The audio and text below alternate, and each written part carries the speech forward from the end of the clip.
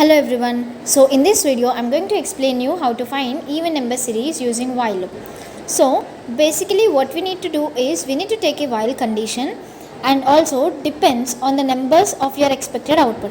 So here I'm taking some kind of initialization through a variable that is I. So I is my variable. So this I is storing a value. Okay. So then I need to take a condition called while. So this while is a loop. So whenever the number of iterations are known, this while loop is used. So now let us see with an example.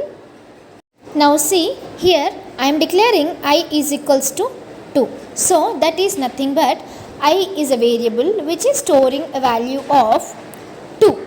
Now then we need to check a condition while I less than or equals to 10. So why am I writing less than or equals to 10? Because the value of this 2, it should be either less than or equals to 10 and put a column. This column is nothing but it is like ending there itself.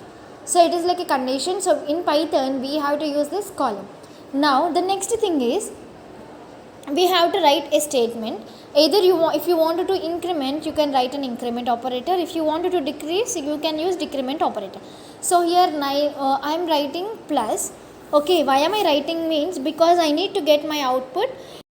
So print of I. So here whatever the value of I, after that comparison it will get 2. Because 2 less than or equals to 10, which is a statement true, and you will get in the output as 2. Now the next thing is I wanted to get in my expected output should be like 2, 4, 6, 8, 10, something like that.